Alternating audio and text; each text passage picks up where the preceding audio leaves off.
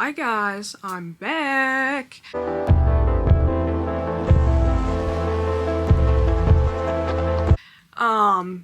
was a fucking horrific intro, I'll be honest, but I'm back making YouTube videos. Okay, we're gonna start off immediately with that. I got a new microphone, which hopefully it's working, but that means I need to stop moving my hand so much and I'm already failing, so we're gonna hope this audio is certainly better. I guess I should start with like a real intro in case you have never seen me before. I'm Danae Brazel, where I've really forgotten how to do this and I'm just straight up looking in the viewfinder and not the camera lens. But yeah, hi, I'm back making YouTube videos, currently in a very temporary setup because I am moving literally this week. It is Monday the 5th of January today and I'm moving on Friday, so hopefully this video will be filmed, edited and uploaded by Friday and you'll be seeing this before then. But yeah, a little chaotic, but I think this is an okay temporary setup. I think the lighting is decent enough.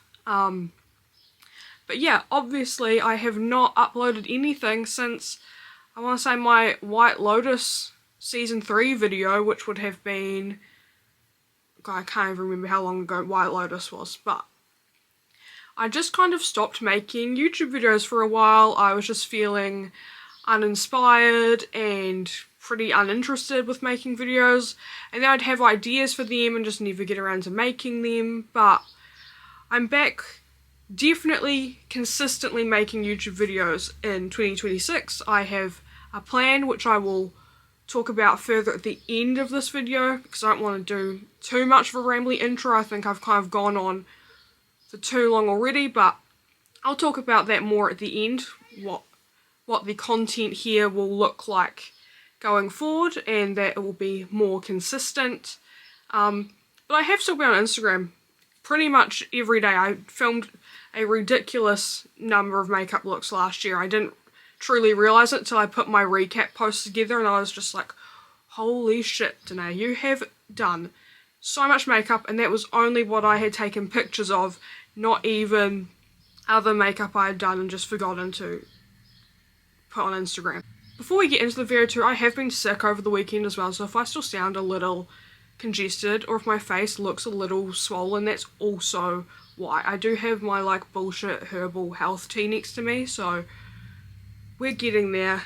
At least I feel more functional today. This video is about how in 2025 I became a cinephile, which is a little bit of a pretentious, annoying title for the video, but I didn't have a better idea, so that's just what it is. But I really did in 2025 make a truly conscious effort to watch more movies, and I'm going to explain a little bit more about that first, which is that ultimately I just needed to make like a really necessary change in the way I was consuming media, and specifically what I was consuming and the rate at which I was consuming certain types of media. I was a really constant yet passive observer and viewer of political content, and I was, rather than like just watching important snippets and taking on board and like properly engaging with politics, I was just watching Hassan Piker's stream all day every day in the background while I did other things, which, while I do love his streams, I think he does lots of great work and I think discusses and explains things the way it really works for me. Having it on all day long and not truly engaging with politics all the time, but just passively, constantly consuming it in that way was becoming so unhealthy and mentally draining for me, especially because I work from home. So all I was doing all day while working was listening to politics without properly, I don't know, like I was engaged with it and I was taking everything in, but it is different than making a truly conscious choice around what politics I'm consuming, how I'm consuming it, the rate at which I'm consuming it. And I just needed to no longer be watching stream every single day, all day, while editing, because it was just draining and negative. And it's hard right now because politics is particularly shit, but to be constantly forcing myself to watch a barrage of it as background noise was just absolutely unhealthy. First of all, it wasn't good for me mentally or personally, but it also just isn't, I think, the correct way to engage with political content in general. And so I've now made the conscious choice to engage with politics in smaller segments of time, but to really, when I'm doing that, be more mentally engaged with it, to truly take on what's happening versus just this constant like passive like just barrage. Versus I think this is far better to choose periods of time where I say I need to be educated on things that are happening right now, engage with it, and then step away. And then step away when I need space from it, and not just have it be constant, because I don't think that is healthy. That was a big reason for my wanting to just change what I was watching in general and the rate at which I was watching things. But I also was sick of claiming that I didn't have time to watch movies when I would then go on to watch hours-long video essays on random shit on YouTube. And listen, I love a good YouTube video essay. I literally make them about movies, or at least I was doing that until I disappeared for like at least 8 months. But I was just so sick of being like, I want to watch this movie, I never have time to, and then proceeding to just watch other things, and again, not truly engaging with them, because I was using everything as background noise. And we're going to get into some of my movie watching habits and how I watch movies, because I do think how you watch movies is also important. But yeah, a big thing was just I wanted to start watching more movies rather than complaining about not having seen any and then just proceed to watch something else instead. But another reason why I wanted to watch more movies in 2025 was because I wanted to engage more meaningfully with art and storytelling in general. I think engaging with other forms of media aside from what you make ultimately only makes your own creative endeavours better, which is why I wanted to just watch more things. And I just wanted to take in a larger variety of like interesting art in different forms and mediums, and again we'll talk about that further. And also, easiest reason, I'm giving all these long explanations for why I wanted to watch more movies in 2025, but the simplest point is just that I wanted to, I felt like it, so I did. Also, quickly, I'm going to say actually, before getting into my Letterboxd stats, that I obviously started this channel because I was already kind of getting into movies and and TV as well in 2024. So while I am calling this 2025 the year I became a cinephile, I do think this was a journey that I probably started earlier. Obviously I did, that's why the channel exists already. But in 2025 I think I properly committed to watching movies. I kind of had an average wanting to watch about 4 movies a week, which some months I achieved that or more, others I didn't. And I also don't think the number of movies you watch has to dictate whether or not you are actually committed to watching films. I think the way in which you engage is more important, but I did think going through Letterboxd stats would be fun for this and a good way to structure this video, so I will start there. So first off, I logged 172 films in 2025. I've got 0 films reviewed because I just straight up don't review them. I don't care to. If I have thoughts on a film, I'll probably make a video. Like, that generally is the way for me. So yeah, but then my 172 films equated to 358 hours of films watched, which is a lot of, it feels like a lot of hours I think when you lay it out like this, but really when you think about the amount of time we spend doing other things like scrolling or whatever else. How should I put this? I think as you start, at least for me, as I started watching films more consistently, and like, you know, sometimes a couple a day, or I watch, you know, multiple days in a row, I'd watch a film, you realise it isn't actually that much of a time commitment. It really is just about the active choice. God, I cannot get comfortable sitting here, so I'm going to probably keep moving. I'm sitting on the floor, it's not comfortable. But anyway, then we're going to go to my most watched actor, which is Daniel Craig. This is not surprising to me at all, considering I had a huge Daniel Craig Bond film phase this year where I watched all of his Bond films for the first time. And I'm going to talk a little bit about that later on, because Casino Royale is maybe my favourite action movie ever. I love that movie. And in general, actually, I think Bond films are kind of incredible. I had the best time watching those. Even the ones that kind of suck, I had the best time. But so that is why Daniel Craig is my most watched actor, but also because I watched the Knives Out movies for the first time, and then I showed my mum the original Knives Out, and then I watched Wake Up Dead Man twice already. So yeah, he was guaranteed to be here.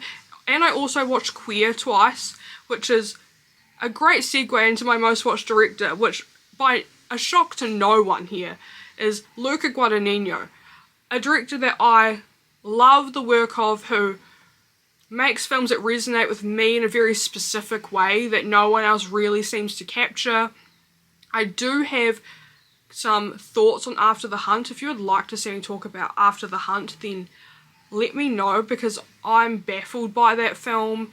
I'm very frustrated by it, because I do think some of its ideas are good and interesting. It's just the form it takes becomes tough to watch, I'll be honest. But in saying that, I do love Luca Guadagnino. I honestly should just make a video about all of his films that I've seen and my feelings, because I could talk forever about his filmmaking, honestly. Then my highly rated 2025 films, not a very original trio here. We have Sinners, Frankenstein, and One Battle After Another. These, I don't think I need to explain why these three movies are really fucking phenomenal. Sinners has maybe the best scene of any film all year. I don't need to explain which one it is. If you've seen it, you know what the best scene of that movie is. So, it's just, I also would love to do a One Battle After Another rewatch. I may even make a video if I rewatch it, because I was going to make a video at the time it came out, but then I tried writing it and it just didn't come together, so I kind of put that on the back burner. But upon a rewatch, I might be re-inspired to make a video. We'll see. My most watched week of 2025 was July 21st to 27th, where I watched 9 movies, which is definitely a busy week. But again, like, I must have watched like just a movie a day, a couple days or 2 or something. I'm wondering if that was the weekend where I watched all 3 Guardians of the Galaxy movies, and that's why that week was so crazy, because I did watch like a ton of movies in that week. I would check, but I can't be bothered. And then yeah, my first watch of the year was A Real Pain, which I did talk about in January. And then the last watch was just a short film I watched because I wanted a final movie before my year ended. I watched my 50th film on April 21st, which was The Zone of Interest. This was a rewatch of The Zone of Interest for me, because I had gotten the DVD of it, which is, where is it? Somewhere back here, as I point fucking in a vague direction. That's really good. But yeah, then my 100th movie of the year was Guardians of the Galaxy Volume 3, which was on July 13th. So yeah, that makes sense. Wait, that does not equate with what week I thought. Okay, moving on. Anyway, and then my 150th movie was The Picture of Dorian Gray, which I watched on November 5th. And this is the 1940s adaptation of The Picture of Dorian Gray, which again is my favourite book ever. I don't know if you can see that shelf from here. Maybe you can slightly. It's that one there, where I have multiple editions of The Picture of Dorian Gray. I think every true reader has one classic that they just cannot stop themselves from buying multiple editions of. For me, that is The Picture of Dorian Gray. I think that book is phenomenal. Truly is just like peak gothic horror. which obviously is what I want. That is my letterbox stats. Not really the most interesting or important part. I just thought it was a nice way to structure this video, I think, have something I could really start with. But now I want to quickly go over some of my favourite films I discovered in 2025. I think to really talk about how I was moved by cinema this year, I have to talk about the films that really stuck with me from this.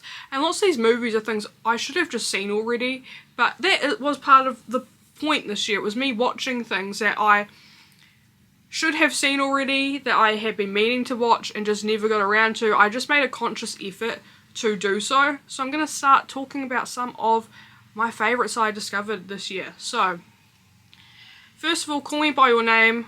Again, with the Luca Guadagnino glazing, that's going to happen a lot in this. When I talk about films I love, Luca's films pretty much come up every time, because for me, he achieves something so specific in his films, which is part of my criticism of After the Hunt, but there's a tangent I should leave. I really should just make that video, clearly. But yeah, Call Me By Your Name, one of the most important queer films of the past decade or two. I think, yeah, every queer person should just watch Call Me By Your Name. I think you'll get something from it. I mean, straight people, you should also watch it, but let's be honest, it's a gay movie. But yeah. Another film I discovered in 2025 that I loved, everyone should watch, is Lucky Mirror. First of all, there will be some foreign films here. I'm going to talk about this more towards the end of the video. But as a person who is just starting to put a conscious effort towards watching film, I do think making an effort to watch foreign film and older film as well is important, even though it's quite easy, I think, because it feels so overwhelming to begin with to kind of just go through modern cinema. But absolutely watch foreign film. I'm going to talk about this more towards the end of the video. But Lucky Mirror, I love this movie. Also, if you're a Josh O'Connor fan, if you're really on the Josh O'Connor hype train after Wake Up Dead Man and The Mastermind, you should watch Lucky Mirror. He is fantastic in this film. This movie I just think is so interesting. A really interesting kind of meeting point around discussions of grief, but also the issues with capitalism. And it's such an interesting intersection to reach, and the film does it so naturally, and I love Lucky Mirror. Next up, I watched Whiplash for the first time, which feels ridiculous to say that the first time I've seen Whiplash was in 2025, but I did. No movie is more stressful than this one. I love it. I don't think I need to say anything about it though, because we've all seen Whiplash. And if you haven't, because you were like me and you've been just not watching movies, go watch it. That's it. I'm going to lean into the camera. Go watch Whiplash. Next up, I watched Inception. Fucking ridiculous that I had not seen Inception before 2025. I'm moving again. I cannot sit fucking comfortably. Yeah, I watched Inception for the first time in 2025. What a joke. As someone who also has been a self-proclaimed Christopher Nolan fan, I am, no one is more excited than me for The Odyssey, but I had never seen Inception. What a joke. But it's fantastic. I mean, obviously, again, some of these films is genuinely yeah, everyone else knows they're good. Danae, you were just late. But I saw Inception. Then, Eternal Sunshine of the Spotless Mind. This was a recommendation from my younger brother, who loves this film and was like, you'll love it too. I did love it. I was very sad afterwards. I'm not someone that gets super emotional after watching films, although that is starting to change. I don't know if just watching more has opened me up in a certain way or what, but yeah, I don't know how to speak out. I clearly don't know how to speak about this film. I can't even say the words that I don't know how to speak about it, but yeah, a just truly phenomenal film. Next up is Queer, another Guadagnino movie. We're going to see a theme here. Yeah, Queer is fantastic. I get why a lot of people don't like the film and why it doesn't work for them, but it really works for me, especially upon a rewatch. It's, yeah, surrealist and beautiful and difficult and uncomfortable and awkward and devastating and everything. But I love Queer. I think it's a really important film. I think if you watch it more like a spiritual experience, then you will get more from it than saying you need it to feel like a film that makes complete sense to you. I think if you just feel the film, you will absolutely get more from it, but I love it. Next up is Sing Sing, which is a film that everyone should watch. It is fantastic. Coleman Domingo is incredible in it. The entire cast is incredible in it. It is just a film that everyone should see. It is a profoundly human film that I love it, and the fact that A24 did the rollout how they did is unforgivable for me, because everyone should have seen it. Again, another one that I do have a DVD of. I now do know where to point to for my DVD shelf. Look at that. Next up is probably a controversial favourite film from me, which is The Brutalist. I think The Brutalist is phenomenal. I just refuse to say anything else about it. It is a feast in filmmaking. First of all, more filmmakers should shoot on VistaVision if they can. It looks fucking fantastic. And for all of my criticisms of Adrian Brody, he is so good in this film, and he did deserve the Oscar, even though, like, the speech was annoying, but he is still giving the third best performance in this film. Guy Pearce is unrecognisable and disturbing and creepy, a guy that I think we all can recognise in society that is so predatory and dangerous. And then Felicity Jones is ridiculously good here. Like, she really reinvigorates this second half of this film, because obviously 3.5 hours is a long one, but no, it deserves every minute of its runtime. I think The Brutalist really got kind of torn to shreds on the awards circuit for, I think, a couple of pretty decent reasons, but also, like, it's a phenomenal film, and I just refuse to say otherwise about it. Next up, I watched Parasite for the first time, which is a crazy film to have never seen before 2025. I don't think I need to explain to anyone why Parasite is fantastic. We all know. Again, it's another one, we all fucking know that Parasite is good. If you've seen Parasite, you know. Next is The Colour of Pomegranates, which is more than a film, is really just like a series of moving paintings that tell a story, which I guess maybe that's just how we should start describing film, to be honest, if they're beautiful enough. But The Colour of Pomegranates is such a special experience of a film that I don't quite know how to describe. There's been a few moments with watching films this year that have really made me truly fall in love with cinema as a whole, and have really made me committed to watching film even more. And some of those aren't even included in my favourite films list here, because there are some movies that I only put like a 4.5, and I only put 5 stars here, because otherwise we would be here for so long. But no, The Colour of Pomegranates is a very special piece of art, and I think if you can find somewhere to watch it, you absolutely should. I'm not going to explain anything about it because I barely have the comprehension to do so, but it is fantastic. Then I watched Pride and Prejudice for the first time, which again, it's 2025. Seriously, what the fuck was I doing before 2025 to have not seen Pride and Prejudice? So I just have a tea break and like calm down a little, but also everyone should be mad at me for just not having watched Pride and Prejudice. Unless I've read Pride and Prejudice. I have a Jane Austen box set. Where is it? Over there. It's that one. I actually kind of love Singing From My Bookshelf. Maybe in the new house I will continue using this as filming background, because it's great. I'm just like, I have so many things I can reference. I don't think I need to explain it. Pride and Prejudice is fantastic.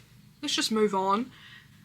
My next film is I Am Love, another Guadagnino film, but I think this is a very early Luca Guadagnino film. It's from 2009, and this is I think a really special film, and also a really important display of Luca Guadagnino's direction and how he's always had it. He has always had was necessary to make great films. Tilda Swinton is in this movie. She's fantastic here. This film just is so beautiful to look at. It's unreal. There is a scene of Tilda Swinton eating some like prawn dish in a restaurant, and the lighting is so perfect and incredible. Like, I have the shot just burned in my brain. It is so incredible. And I also think, again, I really should just make a full Luca Guadagnino like ranking video or something, but there's also like the way he films the human body is so specific and visceral, and like no other director I've ever seen, and I think in I Am Love it's a fantastic example of it. Next up is Casino Royale. Casino Royale. What if I just start making ASMR? No, I'm not doing that. I think my voice is too annoying for that. I think it's just bearable enough for YouTube videos where I talk normally. But Casino Royale, the beginning of my Bond film phase, which I love James Bond movies now. These are honestly a great time. Also a great movie that you can still watch while doing other things, which is nice, because it's not like I can watch like foreign films while editing, because I can't read and obviously edit at the same time.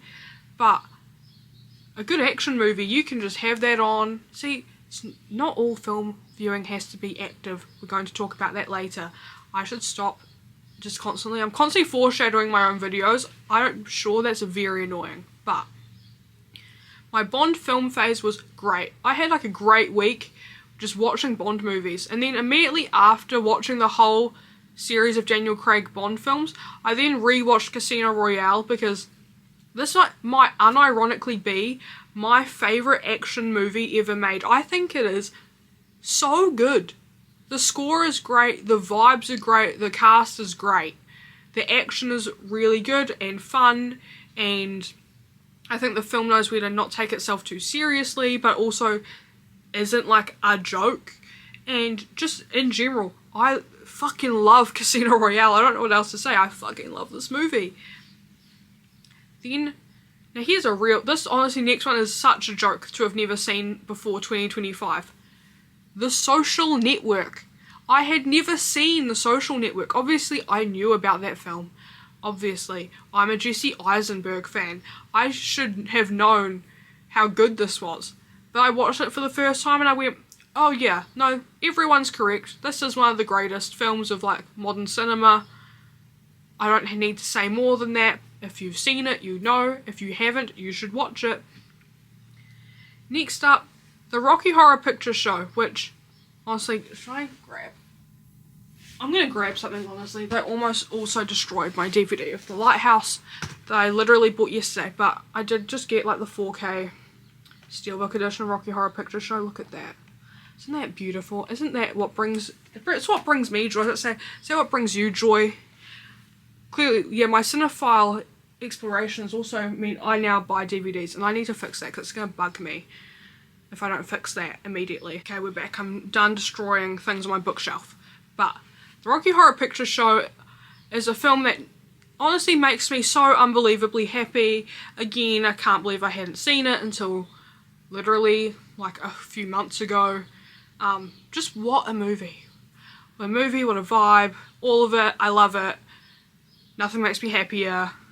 Moving on to what honestly might be one of my favourite movies ever. A movie that since watching for the first time in July, I have watched once a month. And that is Robert Eggers' Nosferatu. I do need to specify that is the newest Nosferatu from Robert Eggers, because I then went back and watched the 1922 and the 1979 versions of Nosferatu, which again was going to be for a video that I never made. So I did try to make videos, guys. I promise I didn't just disappear for no fucking reason. I was planning on making stuff, I just then didn't. But I love Nosferatu. It only gets better upon rewatch. I'm not generally a horror movie person. I don't want things jumping out at me.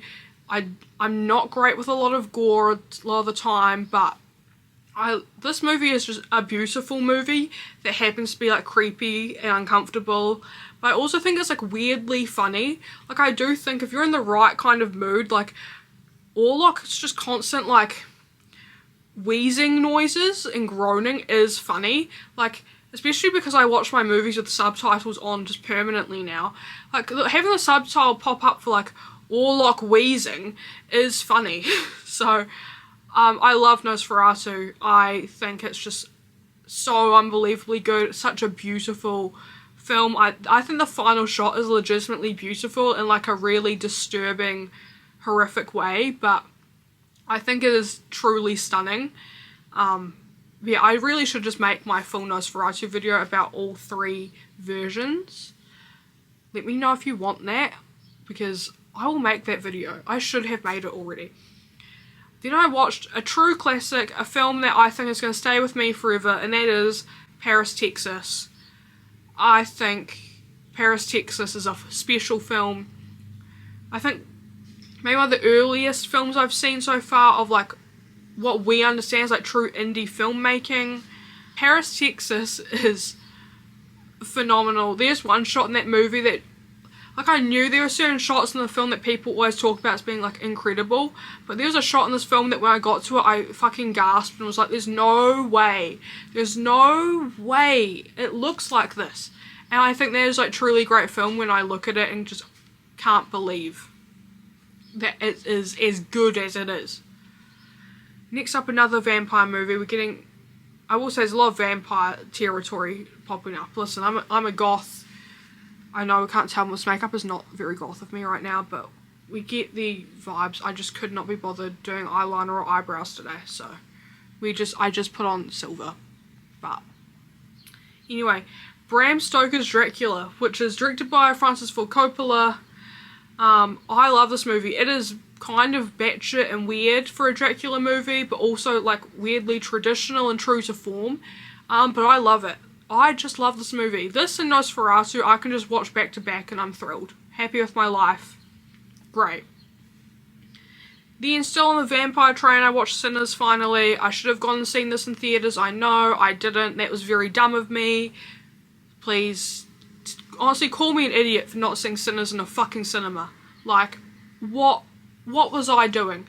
This film is fantastic. I think it does something really interesting with the vampire concept. I think the an analysis and celebration of like race and ethnicity, because I do think as much as it is a film about black people and black culture and the various types of black cultures that have formed the kind of modern black culture we know now, I also think it's linked to Irish culture and Irish people and the history of oppressed peoples is just incredible. I feel like nothing I say about this film really does justice to how good it is, and also I think someone else has probably said it better than me previously, but it truly is so good. Then we have one battle after another, which is just for me is like kind of the film of 2025 that is most indicative of 2025 as a year. I think it is the most representative of this year as we understand it. I think it's going to age really well too. It just is fantastic. I really don't think there's much more I can say about it, so we'll move on to my final 2 kind of favourite films I discovered in 2025. Next up is a film I can't stop thinking about. I watched it about 2 weeks ago, and that is Matthias and Maxime, which is a French-Canadian film, and I love this movie. I can't stop thinking about specific scenes from this movie. It is a gay love story, or we're gonna assume gay. It is between 2 men, but like I think one of them might just be queer or bi, but we get the idea anyway. It's about these 2 childhood best friends in their adulthood who have to kiss on camera for their friend's sister's short film, and how this ultimately affects them and their relationship. It is beautiful and painful and frustrating and incredible. I think everyone should watch this. It's just a film that's going to stay with me forever, truly. And then finally, one of the last movies I actually watched in 2025 was The Worst Person in the World.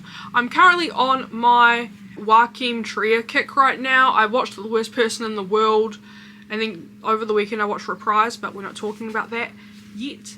But The Worst Person in the World is just one of those films I feel like if you're on film Twitter, you've heard a million times, it's fantastic. And I finally watched it and it truly is phenomenal. I don't think there's much more to say. I love a unhinged woman that can't make decisions. Worst Person in the World is fantastic, watch it. I don't have like enough coherent thoughts about it yet. I'm kind of on my Trier kick, ready to watch Sentimental Value. So maybe once I get through his whole filmography, then I'll have more complete thoughts in general. But right now, I think The Worst Person in the World is fantastic. First of all, I wanted to talk about, like, after going through a bunch of movies I loved this year, and also kind of how long I spent watching films this year, I do want to talk about the fact I don't think to be like a cinephile or a movie fan you have to watch as many films. I'm well aware that like I have more time than a lot of other people to watch things because I work from home and I can have things on in the background if I want, or I'm someone who can just make time for those things, because let's be honest, I don't have that much else to do.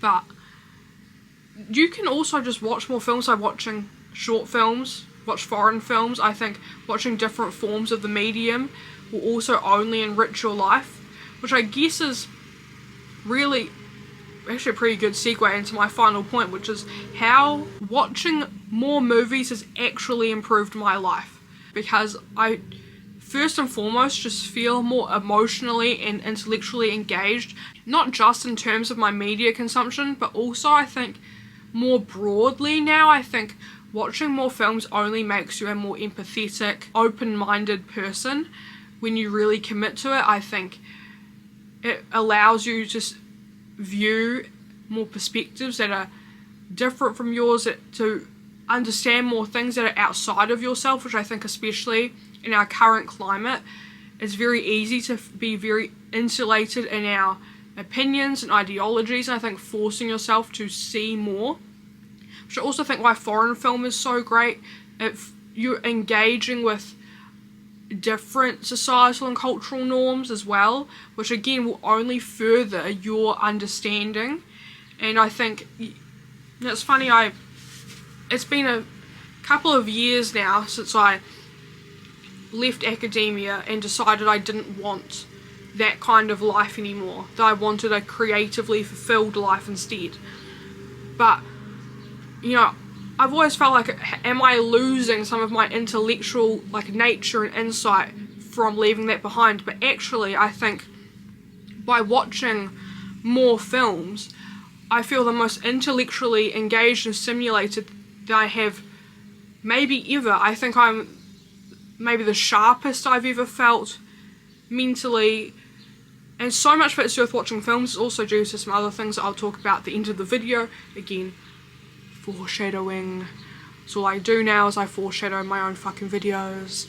But yeah, I really genuinely think that like watching more film has really sharpened my mind and also opened me up emotionally, and I think it's such a beautiful thing that we have an art form like this that can do that and achieve that for you, that kind of internal growth so easily just from watching a movie. It's an act as simple as watching a movie. I think older films and international cinema feels intellectually expansive for me, and I think more people should make attempts towards that kind of broader understanding and expansive mental capacity, because I think it's really special that we have access to this. You know, watching films is genuinely such a simple act, and yet I feel like I've now gained a broader perspective and understanding just from that simple act of watching films. And again, you don't need to watch as many films as I have in a year to achieve that. You know, you can watch 10 films. You can watch 10 films and gain a better understanding of the world if you chose the right ones. If you chose things that were different to what you normally engage with, that is all it would take to expand your understanding and gain a new kind of intellectual and emotional cognizance. You know, the fact that we have access to film in the way that we do, regardless of our, my own criticisms of streaming services and all of those things, it is very special that we have the privilege of access to this much art and incredible work. It's an access that I think we often take for granted, but I think I've stopped doing that and just being like, this is an incredible tool that we have access to, that we have endless libraries of people's art and storytelling and things they care about. Even a bad movie has something to say, even if what it has to say is literally just that it's bad. But it's a true privilege of access. I don't know how else to put it. We have a true privilege of access with the cinema that we can consume. Parts of the world that are unknown to us currently can so genuinely be discovered through the screen. Like one film I watched this year, which was like a documentary called Maxima, that I randomly found scrolling through Amazon Prime, and it's about this woman in, actually let me find, because I don't want to mess it up because I do think this was actually phenomenal. A film called Maxima about this woman in Peru who defended her land from being taken and destroyed by mining corporations, and it was just beautiful the way this woman lives, and simply just stood by keeping her home, and that is a part of the world I did not know a lot about, and just by watching a film I learned so much about this beautiful culture and these people. And something as simple as a woman just wanting to stay on her family's land and refusing to back down from that, and it was so expansive. It's that simple. I watched a film that goes for 88 minutes and gains something, and I think we forget, because it feels so normal to us to have such access to information and art and films, that we forget how special that is, that we can just consume that we have that, and we can just see these things and learn things from them. And I feel like I'm rambling on now, but I think you get my point. Use the access you have to gain an understanding. Whatever snippets of spare time you can find, use them for this. It will ultimately improve your life, because you'll be engaging with the world even when you're not really engaged with it. I think the world feels very isolating, especially right now, but you can watch a film and still feel connected to people and humanity as a whole. I feel I'm really rambling on now, but you get what I'm trying to say. Use the access to films. It will improve your life. It has most definitely improved my life in 2025. I will be continuing my journey as a cinephile, I guess. That as a sentence feels makes me feel like a bit of a pretentious asshole, but we get the point. Watch more films. It will make your life better, I promise. Go to the cinema more, in person. It will make your life better, I promise. Go to the cinema alone. My favourite thing now is going to the cinema alone. I don't think that should be a thing we should feel ashamed or awkward to do.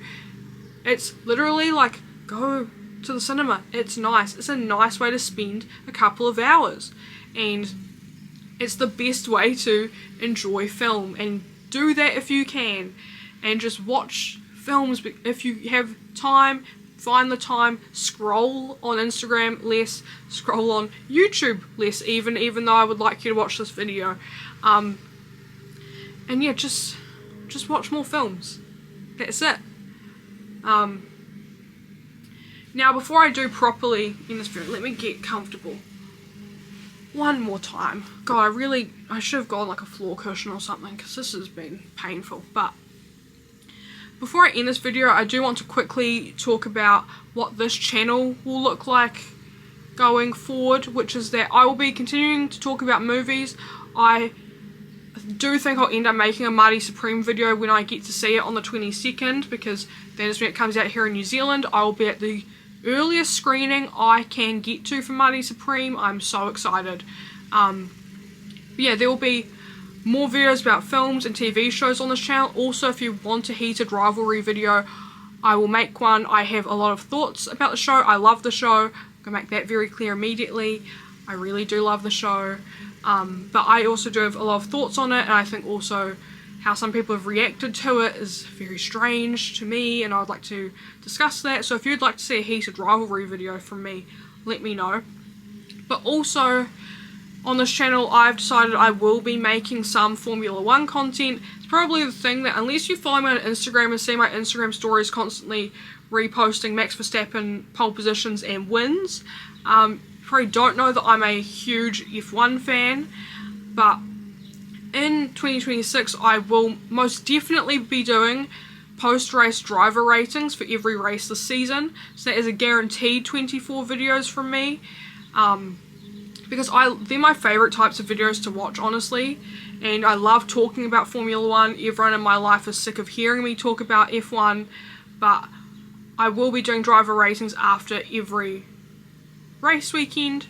So that's, yeah, guaranteed 24 videos from me on that front, even if I don't talk about movies, but I will be, because I have a lot of thoughts on films. Even during this year where I didn't really end up making videos about them, I still had a lot of thoughts. I just kind of never go around to making them, but I'm committed to truly making consistent YouTube videos in 2026. I've said that for myself. I'm not normally a resolutions person, and it wasn't even really a New Year's resolution. I've decided I'm committed to that. But yeah, you will also get movie and TV show commentary from me, but yeah, you'll also get F1 commentary from me as well. So if you don't watch F1, but you still want to watch me talk about it, you could get into watching F1. Do that, actually.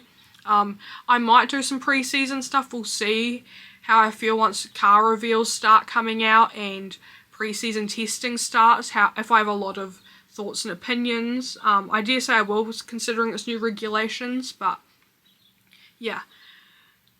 I'm going to talk about F1, even though I'm not actually qualified to, but because I love talking about it, and also this will be my 4th full season watching now, so I think I have spent enough time that I know the sport well enough. There's nothing I kind of read or watch more about than F1, so I'm excited to talk about it more because I love it. And then yeah, movies, TV shows, I'm probably going to make a Mighty Supreme video, probably will make a heated rivalry video if you would like to see that.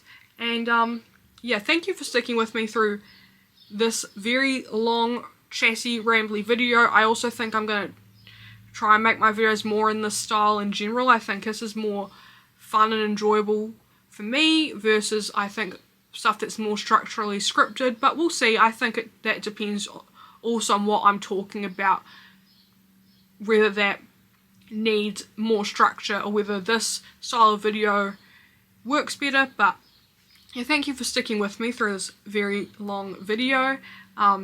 And also, if you stuck with me through the complete video drought and disappearance, if you'd like to see more of me consistently and guaranteed to see me consistently, considering I post nearly every day, follow me on Instagram. I am a makeup and special effects artist, so you can see that work for me there. I also do post kind of what I've been watching recently, and again, F1 stuff, because F1 honestly has taken up so much of my brain in the past few years. It has truly, I've talked about how movies have changed my life. F1 has also changed my brain permanently.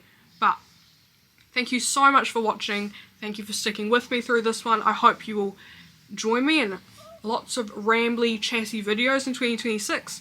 And I'll see you in the next one. Bye.